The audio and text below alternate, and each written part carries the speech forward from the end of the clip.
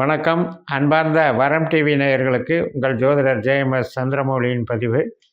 இந்த பதிவில் மகரத்தில் சுக்கிரன் இப்போ டிசம்பர் 2ஆம் தேதி பயணிக்க தொடங்கி டிசம்பர் 28 வரைக்கும் சஞ்சரிக்கிறாரு.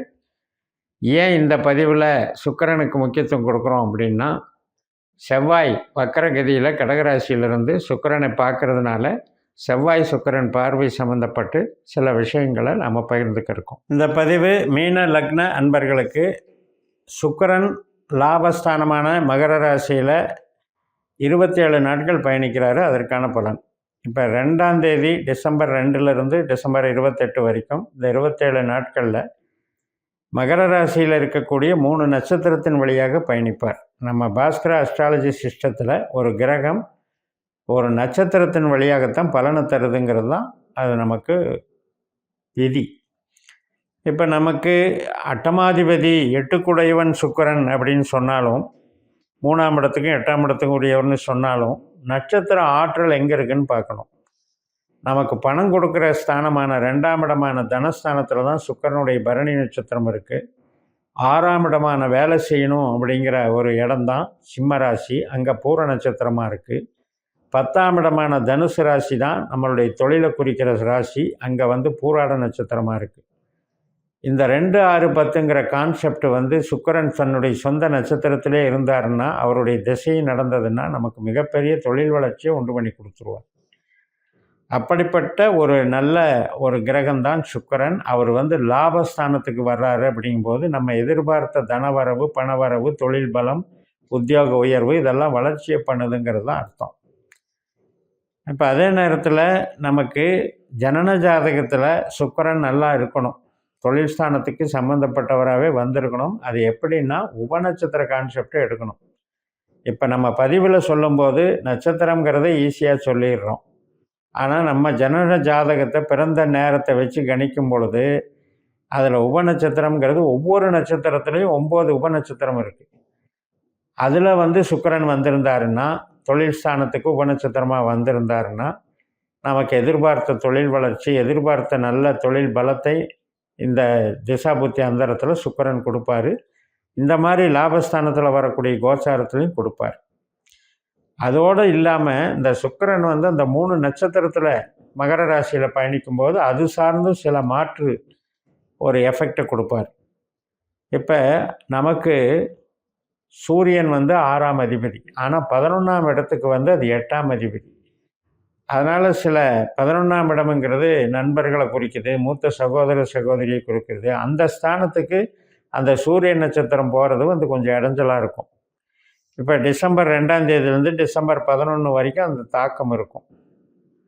அவங்களுக்கு சில அவஸ்தைகள் ஏற்படும், அவங்களுக்கு சில ட்ரீட்மெண்ட்டோ அல்லது நமக்கு ஆரோக்கிய குறைபாடுகளோ சூரியனுங்கிறதுனால கெடுபலனை கொடுப்பார்.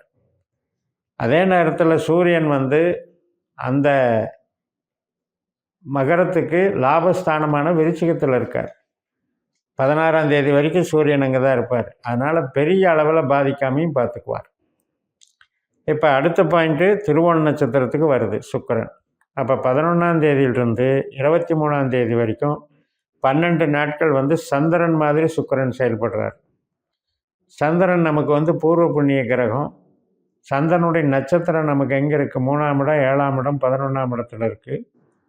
அதனால் நமக்கு உறவு சார்ந்த நன்மைகள், மாஸ்டர் ஒரு ஒரு விஷயத்தை அறிவு பூர்வமாக நம்ம அதில் மாஸ்டர்ஷிப் ஆக்கிறது. 2வது நமக்கு கம்யூனிகேஷன் லைனோ, கமிஷன் துறையோ, சினிமா துறையோ, கலைத்துறையோ, புத்தகத்துறையோ இதெல்லாம் பதிவுகள் பண்ணுறோம் இல்லையோ, அந்த துறையோ இது எல்லாத்துக்குமே நன்மை கொடுக்குது.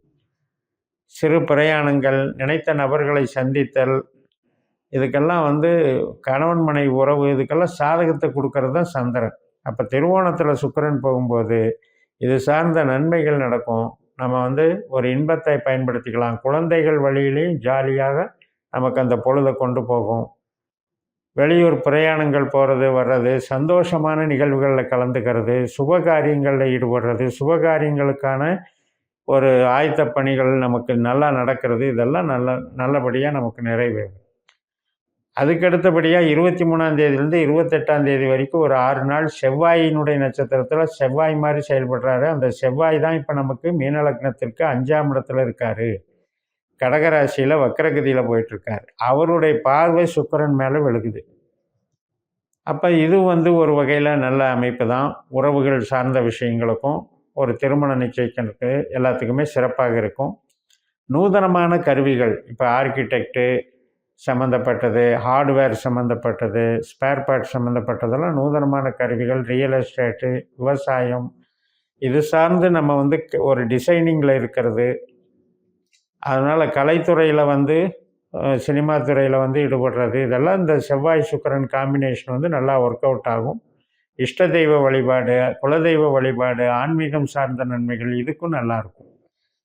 அப்போ இந்த செவ்வாய் சுக்கிரன் நமக்கு 5ஆம் இடத்துலையும் 11ஆம் இடத்துலையும் இந்த பரஸ்பர பார்வையினால் நமக்கு நல்ல நன்மைகளை செய்யக்கூடிய நம்ம ஜனனஜாதத்தில் கெடாமல் இருக்கணுன்றதை பார்த்துக்கணும். நம்ம ஜனனஜாதத்தில் நம்ம பிறந்த நேரத்தின்படி 8ஆம் பாவ உபநட்சத்திரமாகவோ 12ஆம் பாவ உபநட்சத்திரமாகவோ இந்த செவ்வாயோ சுக்கிரனோ வந்திருந்தால் இது நல்லதை கெட்டதாக்கிடும். இப்போ பிரியப்பட்டு பழகிறோம், பிரியப்பட்டு பேசுகிறோம், பிரியப்பட்டு நிச்சயம் பண்ணுறோம், ஒரு கணவன் திருமணம் சம்மந்தப்பட்ட நிச்சயம் பண்ணுறோம். இதில் எல்லாம் அந்த 8, 12ங்கிறது ஒரு பிரச்சனையை உண்டாக்கி அதில் அசிங்க அவமானத்தை ஏற்படுத்திடும். அதனால் நம்ம ஜனனஜாதத்தை பேஸ் பண்ணி தான் எல்லாமே கோச்சாரத்தில் பலன்கள் நடக்கும். இப்போ நமக்கு 12ல் சனி இருக்கார், வாஸ்தவம்தான். நமக்கு சனி திசை நடந்தால் தான் நீங்கள் சனியை பார்க்கணும். அது மாதிரி இப்போ நான் சொன்ன பலன்களுக்கு செவ்வாய் திசாபுத்தி அந்தரமோ சுக்கிரனுடைய திசாபுத்தி அந்தரமோ நடந்திருந்தாலோ அல்லது நம்மளுக்கு நடக்கக்கூடிய திசாபுத்திகள் சுக்கிரன் செவ்வாய் சம்மந்தப்பட்ட நட்சத்திர தொடர்புகளில் வச்சுருந்தாலும் இந்த மாதிரி பலன்கள் நமக்கு நடைபெறும். எது எப்படி இருந்தாலும் நமக்கு சுக்கிரன் கெடுதல் பண்ணாது, நல்ல நன்மைகளை கொடுக்கும்.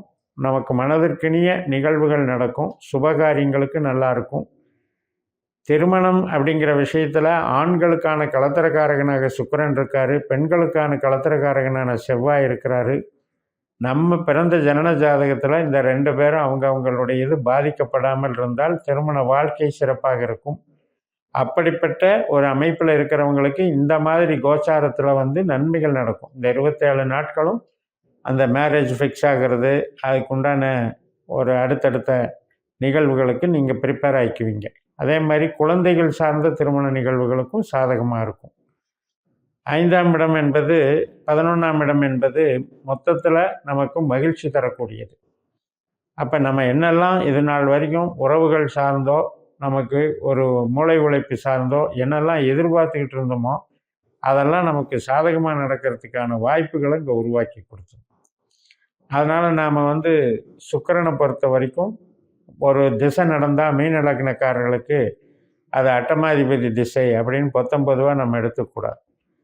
ஏன்னா சுக்கிரன் எந்த பாவ உபநட்சத்திரமாக வருகிறதுன்னு பார்க்கணும். அந்த மாதிரி உபநட்சத்திரத்தில் 8, 12 தொடர்பு வந்திருந்தால் அந்த சுக்கிர திசை அவங்களுக்கு நஷ்டப்படுத்தும். இது எல்லாமே நம்ம பாஸ்கரா அஸ்ட்ராலஜி சிஸ்டத்தில் ஜோதிடத்தை நம்ம ஜாதகத்தை கணிக்கிறதுல தான் இருக்குதுன்னு சொல்லி நிறைவு செய்கிறேன்.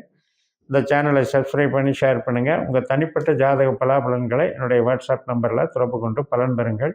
உங்களிடமிருந்து விடைபெறுகிறேன். உங்கள் JMS. நன்றி, வணக்கம்.